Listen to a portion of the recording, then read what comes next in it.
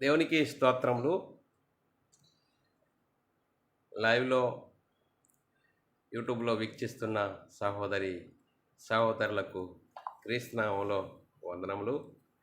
మరి ప్రార్థన చేసుకుందాం పిల్లరా. పరలోకమందున్న మా తండ్రి, నీ ప్రియకుమారుడు యేసుక్రీస్తునామంలో కృతజ్ఞతాస్తుతులు స్తోత్రములు చెల్లించుకుంటున్నాం నాయన. ఇంతవరకు సజీవులుగా ఉంచి నీ కృపలో కాపాడుతూ భద్రపరుస్తూ సజీవులుగా ఉంచి నీ కృపలో సజీవులుగా ఉంచినందుకు స్తోత్రాలు. మరి ఈరోజు సంఘముగా సమాజంగా కూడుకొని నీ వాక్యం చెప్పాలని ప్రయత్నపడుచుండగా నాకును వింటున్న సహోదరులకు నీ కృపను అనుగ్రహించి మరి వాక్యంకు లోబడి వాక్యానుసారంగా జీవించి నీకు మేము తెచ్చే వారంగా ఘనత తెచ్చే వారంగా ఉండే ధన్యత భాగ్యం మా అందరికీ నీ అనుగ్రహించమని యేసుక్రీస్తు నామములో ప్రార్థన అడిగి వేడుకుంటున్నాం తండ్రి, ఆమెన్. మరి సహోదరులందరూ ఎలా ఉన్నారు? సంతోషంగా ఆనందంగా ఉన్నారా? మీరందరూ సంతోషంగా ఆనందంగా ఉన్నారని నమ్ముచున్నాను. దేవుడు మనల్ని సజీవ లెక్కలో ఉంచుకొని ఆయన సన్నిధిలోకి నడిపించి ఆయన ఆత్మతోనూ సత్యంతోనూ ఆరాధించుకొనటానికి ఇచ్చిన గొప్ప ధన్యత భాగ్యమును బట్టి దేవునికి కృతజ్ఞతాస్తుతులు స్తోత్రములు చెల్లించబద్దులమై ఉన్నాము ప్రియులారా. సహోదరులమైన మనము ఒకరికొకరు వందనములు చెల్లించుకోవాలని బైబిల్లోని ఆత్మనియమము సూచిస్తుంది. దాన్ని మనము అర్థం చేసుకుంటూ అనుసరిస్తూ ముందుకు సాగుదాం ప్రియులారా. ఈరోజు సంఘంగాను సమాజంగాను కూడుకున్న మనము ఈరోజు చాలా అద్భుతమైన అంశము నేర్చుకుందాం ప్రియులారా. ఈరోజు అంశము శరీరము ఆత్మకు, మరి శరీరము ఆత్మను, ఆత్మ శరీరమునకు విరోధముగా ఆపేక్షించును అనే అంశం. మరి పిల్లారా, మరి ఈ అంశానికి మనము మూలవాక్యాన్ని చదువుకుందాం పిల్లారా. ఈ అంశానికి మూలవాక్యాన్ని మనము చదువుకున్నట్లయితే పిల్లారా, గలతీయులకు రాసిన పత్రిక 5వ అధ్యాయం 16-17 వచనాలు చదువుకున్నట్లయితే, నేను చెప్పున్నదేమనగా ఆత్మానుసారముగా నడుచుకొనుడి, అప్పుడు మీరు శరీరేచ్ఛలను నెరవేర్చరు. మరి శరీరము ఆత్మకును, ఆత్మ శరీరమునకు విరోధముగా మరి ఆపేక్షించును, ఇవి ఒకదానికొకటి వ్యతిరేకంగా ఉన్నవి. చూడండి పిల్ల, మరి మూలవాక్యం మనం చదువుకున్నాం. మరి ఆత్మకు శరీరంకు ఒకదానికొకటి వ్యతిరేకంగా ఉన్నది. మరి పిల్లరా, మరి ఈ అంశమును ఎందుకు నేర్చుకోవాలి అనేది మనము ఆలోచన చేసినట్లయితే పిల్లరా, మరి ఎప్పటి నుండి శరీరము ఆత్మకు, ఆత్మ శరీరముకు విరోధముగా ఉన్నది? ఎప్పటి నుండి? మరి ప్రారంభం నుండి ఆత్మకు, మరి ఆత్మకు శరీరమునకు, శరీరము ఆత్మకు విరోధముగా ఉన్నదా? మరి మధ్యలో నుండి మరి ప్రారంభమైందా? మధ్యలో నుండి మరి ఆత్మకును, ఆత్మ శరీరమునకు విరోధముగా ఉన్నాయా? లేకుంటే ఆత్మ కొరకు శరీరము నియమింపబడిందా, లేక శరీరం కొరకు ఆత్మ నియమింపబడిందా అని మనము ఆలోచన చేసినట్లయితే ప్రియులారా, మరి ఇలా ఆలోచన చేయాలి. ఇలా ఆలోచన చేసినట్లయితే చాలా అద్భుతమైన మాటలు, మరి అంశాన్ని మనము ఈరోజు నేర్చుకుందాం పిల్లారా. మరి ఏం చేస్తుంది? ఎప్పటి నుండి? మరి ప్రారంభము నుండి ఇక్కడ మనం ఆలోచన చేయాలి. మరి మొదటికి వెళ్దాం పిల్లారా. ఎక్కడి నుండి? మరి మొదటికి వెళ్తే మనము మొదటిగా ఆలోచన చేసినట్లయితే పిల్లారా, ఎప్పటి నుండి అనేది మనము ఆలోచన చేసినట్లయితే పిల్లారా, ఎప్పటి నుండి స్టార్ట్ అయింది? ఇది మూలానికి వెళ్ళాలి. మరి మూలానికి వెళితే కదా మనకు అసలు విషయం అనేది అర్థమవుతుంది. మరి ప్రారంభంలో దేవుడు ఆదామును ఏ విధంగా తయారు చేశాడు, మరి రంగస్థలానికి భూమి మీదకి తీసుకొచ్చాడు అనేది మనం ఆలోచన చేసినట్లయితే ఆదికాండము 2వ అధ్యాయం 7వ వచనంలో చాలా చక్కని మాటలు ఉన్నాయి పిల్లారా. దేవుడైన యెహోవా నేలమంటితో నరుని నిర్మించి వాని నాసికారంధ్రములలో జీవవాయువును ఊదగా నరుడు జీవాత్మయను. ప్రారంభంలో నీ వ్యక్తిని ఏం చేసి దేవుడు ఏ విధంగా తయారు చేశాడు? మట్టి బొమ్మను చేసి మట్టి బొమ్మలోనికి జీవవాయువును ఊదగా నరుడు జీవాత్మయను. చూడండి పిల్లారా, మరి అప్పటి నుండే మరి శరీరము ఆత్మ శరీరముకు విరోధముగా అపేక్షించుచున్నది. మరి పిల్లరా, ప్రతి ఒక్కరి జీవితంలో ప్రతిరోజు సంఘర్షణ జరుగుతూనే ఉంటుంది. ఆత్మ ఒకటి చెప్తుంది, శరీరం ఒకటి చేస్తుంది. ఆత్మ ఒకటి చెప్తుంది, శరీరం ఒకటి చేస్తుంది. ఇవి ఒకదానికొకటి ఈ యుద్ధంలో, రోజు ఈ జరిగే సంఘర్షణలో, యుద్ధంలో ఎక్కువ మంది శరీరాన్నే గెలిపిస్తారు. పిల్లరా, మరి మనం ఆలోచన చేసినట్లయితే ఆదామును చేసి, మరి ఆదాములో నుండి ఎముకను తీసి నారిని చేసి వీరిరువురిని దేవుడు ఆశీర్వదించి ఏం చేశాడు? ఒక ఆజ్ఞ ఇచ్చాడు. ఏదైనా తోటలో పెట్టి మరి ఆజ్ఞ ఇచ్చాడు. ఆజ్ఞ ఎందుకు ఇచ్చాడు? శరీరములోనే పాప స్వభావం ఉన్నది. అందుకోసమే ఆదాముకు దేవుడు ఆజ్ఞ ఇచ్చాడు. ఏమనిచ్చాడు చూడండి పిల్లరా, ఆదికాండము 3వ అధ్యాయము మనం చదువుకున్నట్లయితే, దేవుడైన యెహోవా చేసిన భూజంతువులలో సర్పము యుక్తి గలదై ఉండెను. ఆ స్త్రీ, ఇది నిజమా? ఈ తోటలో చెట్లలో ఉన్న దేని ఫలములైనను మీరు తినకూడదని దేవుడు చెప్పెనా? చూడండి పేరా, అందుకు స్త్రీ, చెట్ల పొలములలో మేము తినవచ్చును. అయితే తోట మధ్యలో ఉన్న చెట్టు పొలములను గురించి దేవుడు మీరు చావకుండునట్లు వాటిని తినకూడదని, వాటిని ముట్టకూడదని చెప్పెను. చూడండి పేరా, మరి ఏం చేశాడు? ఆదాము అవ్వలను ఏదోని తొట్టులో పెట్టి, మీరు తోటలో ఉన్న మధ్యలో ఉన్న చెట్టు పొలం తినకూడదు. ఎందుకు? తింటే చేస్తారన్నాడు. శరీరం గురించి, ఆత్మను గురించి. చూడండి మరి, దేవునికి తెలుసు తింటారని తెలుసు. ఎందుకు? శరీరంలో పాప స్వభావం ఉన్నది. చూడండి క్రైస్తవ సమాజం ఇక్కడ మనం మూలానికి ఆలోచన చేయాలి. శరీరంలో పాప స్వభావం ఉన్నది, ఆత్మలో పాప స్వభావం లేదు. అందుకోసమే దేవుడు ఆజ్ఞ ఇచ్చాడు. ఆజ్ఞను అతిక్రమించారు. ఆజ్ఞ అతిక్రమే పాపంలో వచ్చింది మరణం. దేనికి? ఆత్మకు. చూడండి పిల్లరా, మనం ఆలోచన చేసినట్లయితే మరి పౌలు చాలా స్పష్టంగా చెప్పాడు ఎందులో పాప స్వభావం ఉన్నదని. మనం ఆలోచన చేసినట్లయితే పిల్లరా, రోమీలకు రాసిన పత్రిక 7వ అధ్యాయం 18వ వచనంలో చాలా చక్కగా పౌలు చాలా స్పష్టంగా చెప్తాడు. పౌలు చెప్పేది సూపర్ థియాలజీ. పౌలు చెప్పే బోధలు, పౌలు చెప్తున్న బోధ సూపర్ థియాలజీ. ఆ సూపర్ థియాలజీని నేడు క్రైస్తవ సమాజము ఆత్మ సంబంధమైన సంగతులతో అర్థం చేసుకోలేక చదువుతున్నారు, కానీ అర్థం చేసుకోలేని పరిస్థితిలో ఉన్నారు. అందుకోసమే పౌలు గారు చాలా చక్కగా చెప్పాడు. రోమీలకు రాసిన పత్రిక 7వ అధ్యాయం 18వ వచనంలో, నా యందు అనగా నా శరీరమందు మంచిది ఏదియో నివసింపదని నేను ఎరుగుదునో, మేలైనది చేయవలనని కోరిక నాకు కలుగుచున్నది, కానీ దానిని చేయుట నాకు కలుగుటలేదు. చూడండి పిల్లరా, పౌలు గారు చాలా క్లారిటీగా ఇచ్చాడు శరీరంకున్న స్వభావం ఏంటి. మనం ఆలోచన చేసినట్లయితే చూడండి పిల్లరా, మరి ఇలాగే మరి పౌలు గారు ఏమని చెప్పాడు? స్టేట్మెంట్, శరీరంలో పాప స్వభావం ఉన్నది. అందుకోసమే ఆదాము అవ్వలను ఆశీర్వదిస్తే భూమి మీద జనాంగము పెరుగుతూనే ఉన్నది, కానీ దేవుని చిత్తాన్ని నెరవేర్చట్లేదు. అందుకోసమే భూమి మీద మరి జనము అభివృద్ధి అవుతున్నది, ప్రజలు విస్తరిస్తున్నారు, కానీ దేవుని చిత్తాన్ని నెరవేర్చట్లేదు. అందుకోసమే దేవునికి ప్రారంభంలోనే గుండెలో మరి హార్ట్ అటాక్ తెప్పించారు జనము. అందుకోసమే భూమి మీద జల ప్రళయము వస్తుంది. ఆ జల ప్రళయంతో ఈ జనాన్ని అంత సర్వనాశనం చేస్తాను.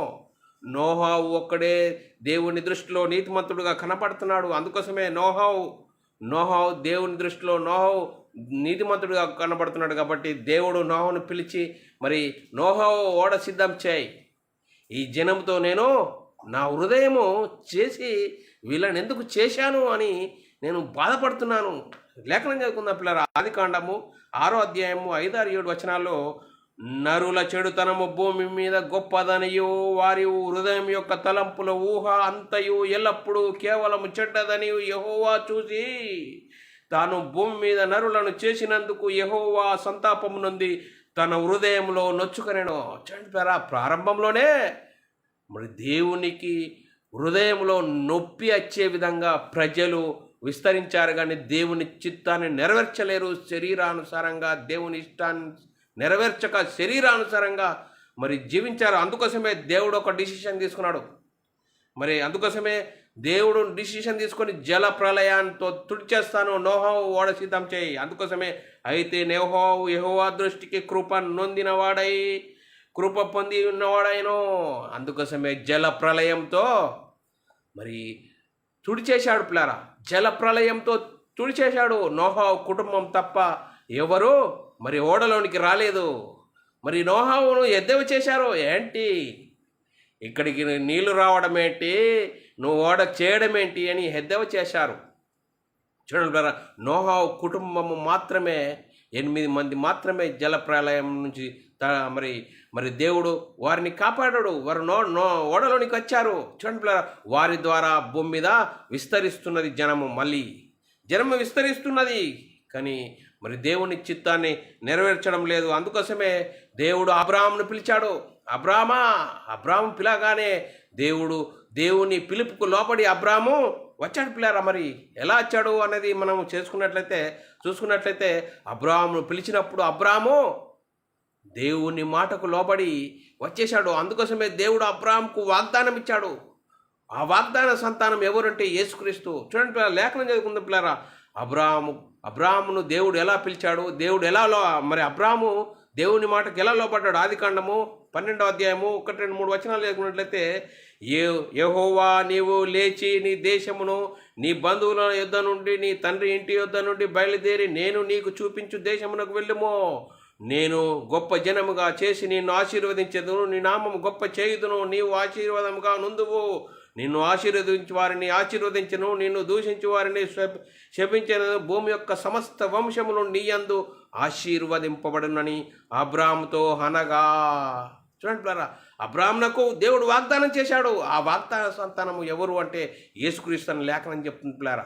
మరి పిల్లలు మనం ఆలోచన చేసినట్లయితే గలతీయులకు రాసిన పత్రిక 3వ అధ్యాయం 10వ వచనము, అబ్రాహామునకును అతని సంతానమునకు వాగ్దానములు చేయబడెను. ఆయన అనేకులను గురించి అన్నట్లు నీ సంతానములకును అని చెప్పక ఒకని గురించి అన్నట్లు నీ సంతానమును అనేను. ఆ సంతానము క్రీస్తు. చూడండి పరా, మరి ఆ సంతానము క్రీస్తు. ఆ క్రీస్తు వచ్చే వరకు మరి దేవుడు ఒకనాడు దేవుని జనాంగం అనే ఇజ్రాయేలును ఏర్పరచుకున్నాడు. వారిని పిలిచాడు. దేవుడు ఇజ్రాయేలును ఏర్పరచుకున్నాడు. వారికి ధర్మశాస్త్రం ఇచ్చాడు. ధర్మశాస్త్రం అనుసరిస్తే నీతిమంతులవుతారు, ధర్మశాస్త్రం అతిక్రమించే శాపగ్రస్తులవుతారు. అందుకోసమే దేవుడు ఒకనాడు దేవుని జనాంగమైన ఇజ్రాయేళ్లకు ధర్మశాస్త్రం ఇచ్చాడు. ఆ ధర్మశాస్త్రం అనుసరించి జీవిస్తే నీతిమంతులు చేస్తుంది, అతిక్రమించే శాపగ్రస్తులుగా మరి మిగిలిపోతారని లేఖనాలు సూచిస్తున్నాయి పిల్లరా. మరి లేఖనం చదువుకున్న పిల్లరా, రోమీయులకు రాసిన పత్రిక 2వ అధ్యాయము మరి 11, 12, 13 వచనాల్లో దేవునికి పక్షపాతం లేదు. ధర్మశాస్త్రం లేక పాపము చేసిన వారందరూ మరి ధర్మశాస్త్రం లేకనే నశించెదరు. ధర్మశాస్త్రం కలిగిన వారైనను పాపం చేసిన వారందరూ ధర్మశాస్త్రానుసారంగా తీర్పు నొందుదురు. ధర్మశాస్త్రం వినువారు దేవుని దృష్టికి నీతిమంతులు కారు, గాని ధర్మశాస్త్రమును అనుసరించి ప్రవర్తించు వారే నీతిమంతులుగా ఎంచబడుదురు. ధర్మశాస్త్రం వచ్చినట్లరా, మరి ధర్మశాస్త్రం లేని అన్ని జనులు స్వభావముగా ధర్మశాస్త్ర సంబంధమైన క్రియలు చేసిన ఏడల వాడు ధర్మశాస్త్రము లేని వారైనను తమకు తామే ధర్మశాస్త్రమైనట్లుందురు. చూడండి, ఇక్కడ మనం ఆలోచన చేసినట్లయితే ఒకనాడు దేవుని జనాంగమైన ఇజ్రాయేళ్లకు ధర్మశాస్త్రం ఏంటది. ఆ రోజు కూడా అన్ని జనులు ఉన్నారు. వారు కూడా ధర్మశాస్త్రము స్వభావ క్రియలు చేస్తే నీతిమంతులవుతారు. వీరిరువురు మరి ధర్మశాస్త్ర క్రియలు చేయలేక మరి ధర్మశాస్త్రం అందరినీ పాపంలో బంధించింది. అందుకోసమే ఏ ఒక్కరూ నీతిమంతులు లేక దేవుడు అనుగ్రహించి మహిమను పొందలేక పాపము చేశారు. చూడపిల్లారా, మరి లేఖనం చదువుకుందాం. రోమీయులకు రాసిన పత్రిక 3వ అధ్యాయం 23వ వచనంలో, ఏ భేదము లేదు, అందరూ పాపము చేసి దేవుడు అనుగ్రహించి మహిమను పొందలేకపోతున్నారు. చూడపిల్లారా, మరి ఏ ఒక్కరు నీతిమంతులు లేరు. అందరూ దేవుడు అనుగ్రహించి మహిమను పొందలేక మరి శరీరం కోసమే తిని తాగి జీవించాలని మరి దేవుడు అనుగ్రహించి మహిమను పొందలేకపోతున్నారు. అందుకోసమే చూడండి పిల్లరా, కాలము పరిపూర్ణమైనప్పుడు దేవుడు తన సొంత కుమారుని పాప శరీరాకారంతో పంపాడు. చూడండి పిల్లరా, ఎప్పుడండి? కాలము పరిపూర్ణప్పుడు. ఏ కాలం అండి? దేవుడు అబ్రాహాముకు వాగ్దానం చేసిన కాలము. ఆ వాగ్దాన సంతానమైన యేసుక్రీస్తు వచ్చాడు. యేసుక్రీస్తు ధర్మశాస్త్రం అమల్లో ఉన్న కాలంలో వచ్చాడు. వచ్చి ఏం చేశాడండి? ధర్మశాస్త్రంకు లోబడ్డాడండి. ధర్మశాస్త్రం అనుసరించాడండి. ధర్మశాస్త్రంకు లోబడ్డాడు, ధర్మశాస్త్రం అనుసరించాడు, ధర్మశాస్త్రాన్ని సిలువలో కొట్టివేశాడు పిల్లారా. చూడండి పిల్లరా, ఇది అర్థం కాని పరిస్థితిలో నేటి క్రైస్తవ సమాజం ఉన్నది. ధర్మశాస్త్రం ఎవరికి ఇచ్చారండి? ఒకనాడు దేవుని జనాంగమైన ఇజ్రాయేల్కి ఇచ్చాడండి. వారు అనుసరిస్తే నీతిమంతులు చేస్తారు, ఆ నీతిమంతులుగా తీర్చబడతారు. కానీ వారు అనుసరించారా, అతిక్రమించారంటే అతిక్రమించారు. మన ధర్మశాస్త్రం అందరినీ పాపంలో బంధించింది. బంధించిన వారిని విడిపించడానికి దేవుడు తన కుమారుని పాప శరీరాకారం, నీవు నేను ధరించుకున్న ఈ శరీరంలో పాప స్వభావం ఉన్నది. ఈ పాప స్వభావం కలిగిన శరీరము ధరించుకొని యేసుక్రీస్తు ఈ లోకానికి వచ్చి దేవుని చిత్తాన్ని నెరవేర్చాడు, దేవుని ఇష్టాన్ని నెరవేర్చాడు. చూడండి, దేవుడు సంతోషించే విధముగా యేసుక్రీస్తు ఈ భూమి మీద జీవించి మరి దేవునికి ఇష్టడుగా, దేవుని ఇష్టాన్ని నెరవేర్చేవాడుగా మరి ఈ లోకంలో జీవించాడు. అందుకోసమే చూడు, కాలము పరిపూర్ణమైనప్పుడు దేవుడు తన సొంత కుమారుని పంపాడు. రోమీయులకు రాసిన పత్రిక 8వ అధ్యాయం 4వ వచనంలో దేవుడు తన సొంత కుమారుని పాప శరీరాకారంతో పంపి ఆయన శరీరమందు పాపమునకు శిక్ష విధించెను. ఈ లోకంలోనికి వచ్చి యేసుక్రీస్తు ధర్మశాస్త్రాన్ని సిలువలో కొట్టివేశాడు. ఆయన రక్తం కార్చాడు, సిలువలో ఆయన మరణించాడు, సమాధి చేపట్టాడు, 3వ రోజున తిరిగి లేచాడు. తిరిగి లేచి పరలోకానికి వెళ్ళి పరలోకంలో ఉన్న పరిశుద్ధాత్మను పంపిస్తే ఆ పరిశుద్ధాత్మను పొందుకున్న 12 మంది యేసుక్రీస్తు మరణ సమాధి పునర్ధానం గురించి సువార్తను ప్రకటించారు. చూడండి, సువార్త అంటే ఏంది? రోమీయులకు మొదటి కొరింథీయులకు రాసిన పత్రిక 15వ అధ్యాయం 1 నుంచి 4 వచనాల్లో చాలా చక్కగా రాయబడ్డది. మరియు సహోదరులారా, నేను ప్రకటించుచున్న సువార్త మీకు తెలియజేయుచున్నాను. మీరు దానిని అంగీకరించి దాని అందే నిలిచి ఉన్నారో మీ విశ్వాసం వ్యర్థమైతేనే కానీ నేను ఏ ఉపదేశ రూపకంగా సువార్త మీకు ప్రకటించితేనో ఆ ఉపదేశమును మీరు గట్టిగా పట్టుకున్న ఎడల ఆ సువార్త వలనే మీరు రక్షణ పొందువారయ్యుందురు. నాకు ఇవ్వబడిన ఉపదేశం మొదట మీకు అప్పగించి తిని అదేమనగా లేఖనముల ప్రకారం క్రీస్తు మన పాపముల నిమిత్తం మృతి పొందెను, సమాధి చేయబడెను, లేఖనముల ప్రకారం 3వ దినమున తిరిగి లేచెను. ఇది సువార్త. ఈ సువార్తను విని మరి చూడండి, ఈ సువార్త మరి యేసుక్రీస్తు మరణించి తిరిగి లేచి పరలోకానికి వెళ్ళి పరలోకంలో ఉన్న పరిశుద్ధాత్మని పంపితే ఆ పరిశుద్ధాత్మని పొందుకున్న 12 మంది సర్వలోకానికి వెళ్ళి సర్వ సృష్టికి సువార్తను ప్రకటించండి. సువార్తను ఎందుకు ప్రకటించాలి? ఆ సువార్తలో ఉంది దేవుని శక్తి. ఆ దేవుని శక్తి ఏం చెప్తుంది? నేను మనమై ఉన్న ఆత్మను రక్షింపజేస్తుంది. ఆత్మను రక్షించే మరి శక్తి గల వాక్యాన్ని ప్రకటించండి. ఈరోజు సంఘాలలో ఏం ప్రకటిస్తున్నామండి? ఒకనాడు దేవుని జనాంగమైన ఇజ్రాయేలును గురించి మరి వారికి అనుగ్రహించబడిన ఆ చట్టాన్ని గురించి ఈనాడు క్రైస్తవులకు చెప్పడము ఇది సబబా? ఇది వాక్యానుసారమా? యేసుక్రీస్తు మరణ సమాధి పునర్ధానం గురించి వార్తను ప్రకటించాలి. నేడు సంఘంలో ప్రకటిస్తున్నదా? ప్రకటించబడుతుందా? సాతాను అనేకులను మోసం చేస్తున్నాడు. ఇక్కడ మనం ఆలోచన చేయాలి. అందుకోసమే చూడండి, సర్వలోకానికి వెళ్ళి సర్వ సృష్టి సువార్తను ప్రకటించాలి. అందుకోసమే ప్రారంభంలో అపొస్తలులు దేనికి ప్రకటించారండి? మనం ఆలోచన చేసినట్లయితే అపొస్తల కార్యము 2వ అధ్యాయము మరి 2వ అధ్యాయం 36 నుంచి 37, 38 వచనాలు చదువుకున్నట్లయితే, మీరు సిలువ వేసిన ఈ యేసునే దేవుడు ప్రభుగాను క్రీస్తుగాను నియమించెను. ఇది ఇజ్రాయేలు వంశమంతా రూఢిగా తెలుసుకునే వల్లని వారు ఈ మాటలు విని హృదయంలో నొచ్చుకొని, చూడండి, సువార్తను విన్న తర్వాత వారి హృదయాల్లో నొచ్చుకున్నారట. సహోదరులారా, మేమేమి చేతుమని పేతురును కడమ అపొస్తలులను అడగగా పేతురు ఏమంటున్నాడు? మీరు మారు మనసు పొంది పాప క్షమాపణ నిమిత్తం ప్రతి వాడు యేసుక్రీస్తు నామంలో బాప్తిసం పొందుడి. అప్పుడు మీరు పరిశుద్ధాత్మను వరము పొందుదురు. వరములు కాదు, వరము. ఆదామవ్వలు పోగొట్టుకున్న దేవుని కుమారత్వము తిరిగి ఎప్పుడు పొందుకుంటాము? యేసుక్రీస్తు నామంలో బాప్తిసం పొందుకుంటే అప్పుడు దేవుని కుమారులము, దేవుని ఇంటి వారం అవుతామని లేఖనాలు చెప్తున్నాయి పిల్లరా. మనం ఆలోచన చేద్దాం పిల్లరా. మరి అప్పుడు చూడండి పిల్లరా, మరి అంత అద్భుతమైన వాక్యాన్ని మనము ఏ విధంగా ఆలోచిస్తున్నాం? అందుకోసమే శరీరము ఆత్మకు, ఆత్మ శరీరముకు విరోధముగా ఆపేక్షించుచున్నది, ఎంత మాత్రమునో లోపడదట. చూడండి పిల్లరా, మరి లేఖనం చదువుకుందాం పిల్లరా. మరి ఏమని చెప్తున్నదో మరి చూడండి పిల్లరా. ఇంకా మనం ఆలోచన చేసినట్లయితే రోమీయులకు రాసిన పత్రిక 8వ అధ్యాయము 7వ వచనంలో, ఏలయనగా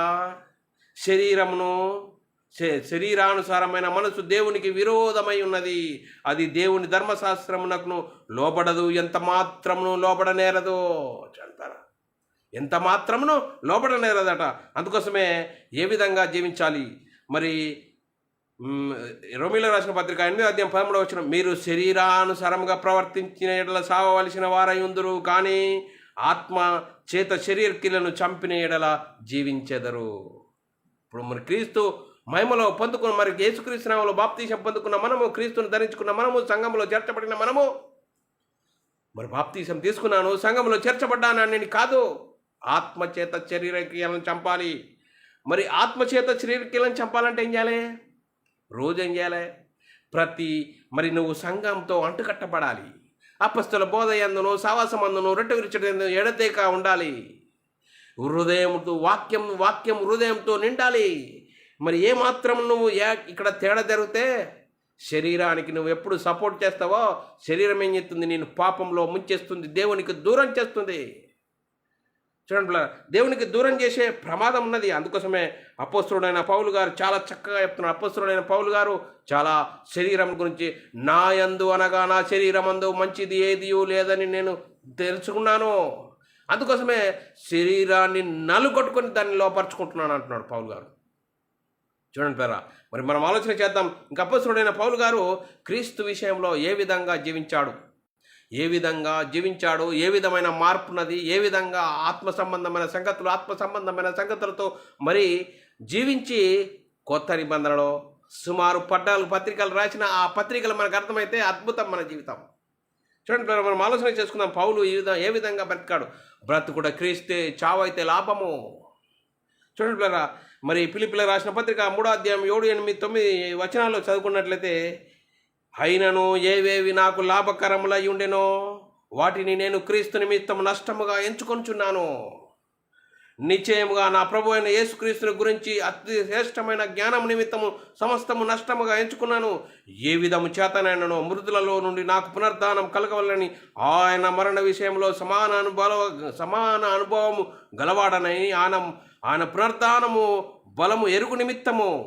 చూడండి, ఆయన శ్రమలలో పాలివాడవుట ఎట్టిదో ఎరుగు నిమిత్తము సమస్తము నష్టముగా ఎంచుకొని వాటిని పెట్టతో సమానముగా మరి ఎంచుచున్నాను. చూడండి పేరా, మరి పౌలు గారు మరి క్రీస్తును రాకముందు ఏ విధంగా జీవించాడు? ఆడంబరమైన జీవితం, ధర్మశాస్త్రాన్ని పఠించినవాడు, అదే కరెక్ట్ అనుకున్నాడు. కానీ యేసుక్రీస్తు దర్శనమైన తర్వాత మరి ధర్మశాస్త్రం వల్ల ఎవరు నీతిమంతులు కారు, యేసుక్రీస్తు యందు విశ్వాసం ఉంటేనే నీతిమంతులైతారని మరి తెలుసుకున్నాడు, దాన్ని అంగీకరించాడు. మరి చూడండి, మరి యేసుక్రీస్తు దేవుని కుమారుడు అని అన్నప్పుడు అనేకులు విస్మయం పొందారు. చూడండి పేరా, మరి యేసుక్రీస్తును మరి తెలుసుకున్న తర్వాత పౌలు గారి జీవితం ఎంత అద్భుతంగా దేవుడు వాడుకున్నాడు. మరి మనము క్రీస్తు యందు బాప్తీసం తీసుకొని యేసుక్రీస్తు దేవుని కుమారుడు, యేసుక్రీస్తు ప్రభు అని విశ్వసించి యేసుక్రీస్తు నామములో బాప్తీసం పొందినప్పుడు మరి శరీర జీవితము, ఈ పాప జీవితం బాప్తీసంలో పాతిపెట్టబడుతుంది.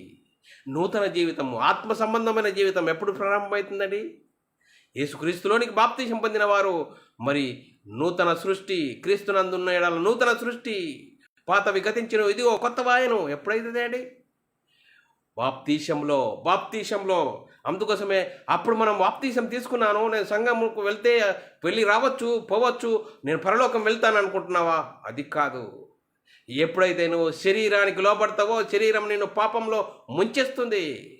అందుకోసమే ఆత్మానుసారంగా జీవించాలి. అప్పుడు ఆత్మచేత శరీర క్రియలను చంపిన ఎడల నువ్వు జీవించేదావు.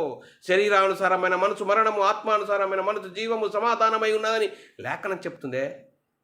అందుకోసమే ఏం చేస్తున్నాం మనం?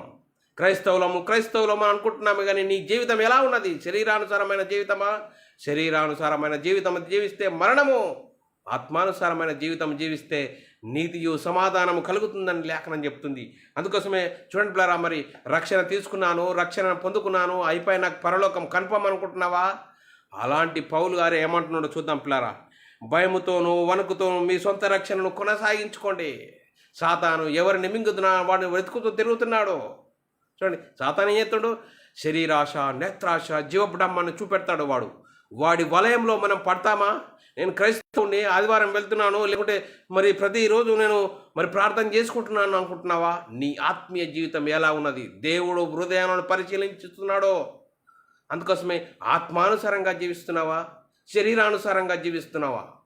అందుకోసమే శరీరము ఆత్మ శరీరంకి ఎప్పుడు విరోధముగా ఆపేక్షించును, నిన్ను పట్టేస్తుంది. ఎందుకో శరీరాశ, నేత్రాశ, జీవబ్రహ్మను చూపించేవాడు సాతాను ఉన్నాడు.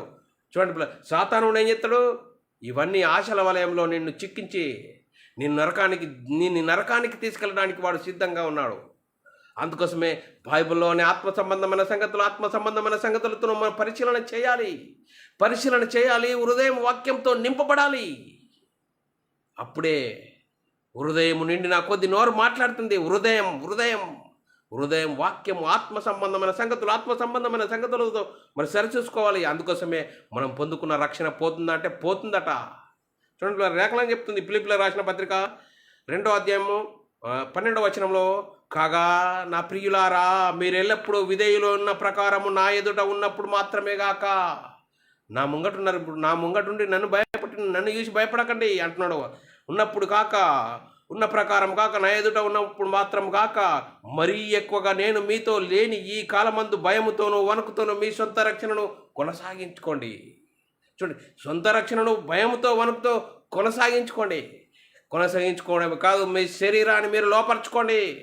అందుకోసమే శరీరాన్ని అందరికీ ప్రకటించిన తర్వాత నేనే దౌర్భాగ్యుడనై పోదును అని పౌలు గారు శరీరాన్ని నలుగొట్టుకొని లోపరుచుకుంటున్నాడు. పౌలు గారు అంతట్టు మహానుభావుడే ఈ మాట చెప్తున్నామంటే మనం ఎక్కడున్నాం ఆలోచన చేయాలి. 1 కొరింథీయులకు రాసిన పత్రిక 9వ అధ్యాయం 27వ వచనంలో చాలా చక్కగా మాట చెప్తున్నాడు. పిల్లరా, గాలికి కొట్టినట్లు నేను పోట్లాడటం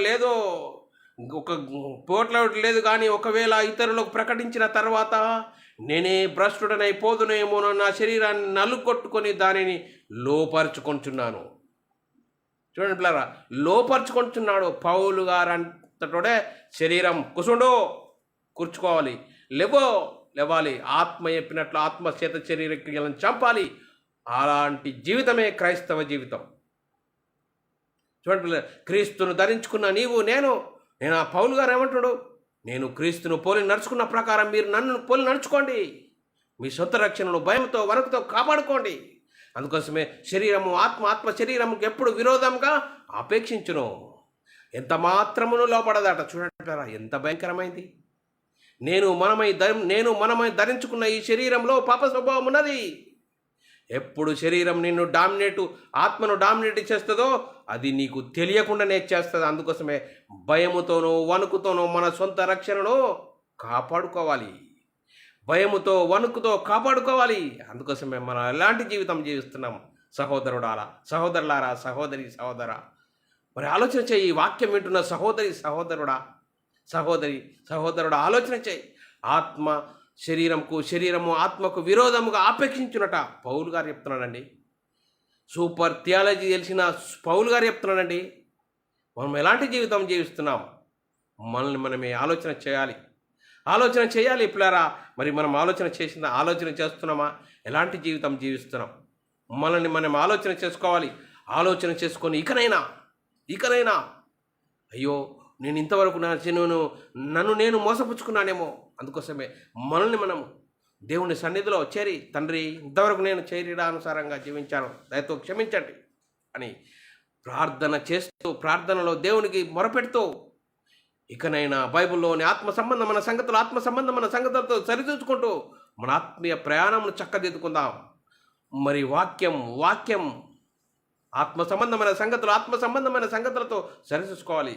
బైబిల్ అంతా చెప్తుంది ఆత్మ స్వభావం ఏంటి, శరీర స్వభావం ఏంటి. బైబిల్ చెప్తుంది శరీర స్వభావం ఏంటి, ఆత్మ స్వభావం ఏంటి. చూడండి పిల్లరా, మరి కనిపించే శరీరంలో కనిపించిన ఒక ఆత్మ ఉన్నది.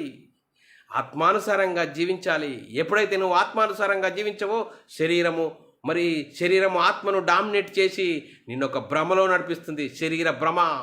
కోటి కోసం కోటి విద్యలలో నువ్వు బిజీ అంటావు. అయ్యో సహోదరుడు, ఆ వాక్యం మీద దానికి రండే. బ్రదరు, నాకు పనింది. ఏం పనిందండి? చూడండి పిల్ల, ఆలోచన చేయాలి. మనము ఆత్మకు ప్రాధాన్యత ఇస్తున్నామా, శరీరానికి ప్రాధాన్యత ఇస్తున్నామా? మనం ఆలోచన చేయాలి. అందుకోసమే ఎవరిని మింగుదునా అని వాడు వెతుకుతూ తిరుగుచున్నాడట. శరీరాశ, నేత్రాశ, జీవపు డమ్మాన్ని చూపెడుతున్నాడు. చూడండి పిల్లరా, వాడికి సిద్ధపరిచిన నరకానికి వెళ్తే వాడి మాయలో శరీరానుసారంగా జీవిస్తావా? వారికి సిద్ధపరిచిన నరకం తప్పదు. చూడండి పిల్లరా, ఆ నరకం తప్పదు. ధనవంతుడు ఉదారంకు వస్త్రములతో రోజు సుఖపడ్డాడండి. చూడండి పిల్లరా, ఏం చేశాడు? కన్ను మూస్తే తండ్రివైన అబ్రామా, నేను ఈ నరకం, ఇది అగ్నిజాలలో యాతన పడుచున్నాను, ఆ లాజర్ను పంపు, ఒక్క నీటి చుక్కతో నాకు ఆ నేలకను మరి చల్లార్చుకున్నట్టుకు ఆ లాజర్ను పంపు అంటున్నాడు. నీవు నీ జీవిత కాలంలో నువ్వు అనుభవించినట్లు నీవు సుఖం, అక్కడ సుఖం అనుభవించావు, ఇక్కడ కష్టం అనుభవించావు. అక్కడ లాజరు శ్రమ పొందాడు, నెమ్మది మరి ఇక్కడ నెమ్మది పొందుతున్నాడని లేఖనాలు చెప్తున్నాయి పిల్లరా. మరి మనం ఎలాంటి జీవితం జీవిస్తున్నాం? నేను క్రైస్తవురాలని అనుకుంటున్నాను. నేను ఏ విధంగా జీవిస్తున్నాం? దేవుడు లైవ్లో చూస్తున్నాడు మనల్ని. మనం చేసుకున్నది మనము అనుభవించక తప్పదు. అందుకోసమే రేపేమి సంభవిస్తుందో నీకు తెలియదు, నాకు తెలియదు, ఇంతలో కనబడి ఎంతలో మాయమైపోయి ఆవిరి లాంటి జీవితాలే. చూడండి, ఈరోజు యుద్ధాలు, కలహాలు జరుగుతున్నాయి. మనసులో ప్రేమ అల్లా చల్లారిపోయింది. ఎలాంటి జీవితం జీవిస్తున్నాం? అందుకోసమే భయముతోనూ వణుకుతోనూ మన సొంత రక్షణను కాపాడుకుంటూ మనమందరము ఆ దేవుడు ఉండే పరలోకం చేరాలండి. పరలోకం చేరాలంటే బైబిల్లోని ఆత్మ సంబంధమైన సంగతులతో సరిదిద్దుకుంటూ మన ఆత్మీయ ప్రయాణమును మరి దేవుడికి ఇష్టంగా, దేవుని ఇష్టపరిచే విధంగా, మరి దేవునికి మహిమ తెచ్చే వారంగా ఉంటూ మనం జీవిద్దాం పిల్లరా. మరి ఇంతవరకు చెప్పబడిన లేఖనం ప్రతి ఒక్కరి హృదయంలో నీరు గట్టి ఫలింపజేయనుగాక. ఆమెన్. అందరికీ వందనములు, దేవునికి స్తోత్రాలు. ప్రార్థన చేసుకుందాం పిల్లరా. పరలోకమందున్న మా తండ్రి, నీ ప్రియకుమారుడు యేసుక్రీస్తు నామములో కృతజ్ఞత స్తుతులు స్తోత్రం చెల్లించుకుంటున్నాం నాయన. ఇంతవరకు ఆత్మ శరీరం ఆత్మకు విరోధంగా మరి ఆపేక్షించును అనే అంశం ద్వారా ఎన్నో విధాలుగా హెచ్చరించిన విధానం బట్టి స్తోత్రాలు. విన్న వాక్యాన్ని విడిచిపెట్టకుండా విన్న మాట ప్రకారం ఆత్మీయ జీవితంలో కట్టుకొని నేను మహిమ తెచ్చేవారంగా, ఘనత తెచ్చేవారంగా ఉండేదంతా భాగ్యం అందరికీ అనుగ్రహించినందుకు కృతజ్ఞత స్తుతులు స్తోత్రం చెల్లించుకుంటూ యేసుక్రీస్తు నామములో ప్రార్థన అడిగి వేడుకుంటున్నాం తండ్రి. ఆమెన్. పిల్లారా, మరి ఇలాంటి అంశాలు వినాలనుకుంటున్నారా? యూట్యూబ్ సర్చ్లో BW అకాడమీ ఛానల్ సబ్స్క్రైబ్ చేసుకోండి. అలాగే బైబుల్ విజ్డమ్ అకాడమీ బేరన్ ఛానల్ సబ్స్క్రైబ్ చేసుకోండి. మీరు వినండి, అనేకులకు షేర్ చేయండి. మీ వ్యక్తిగత ప్రార్థనలో మా పరిచర్య నిమిత్తం ప్రార్థనలో జ్ఞాపకం చేసుకోవాల్సినదిగా క్రీస్తు ప్రేమను బట్టి బతిమాలకు వచ్చినాను. అందరికీ వందనములు, దేవునికి స్తోత్రాలు.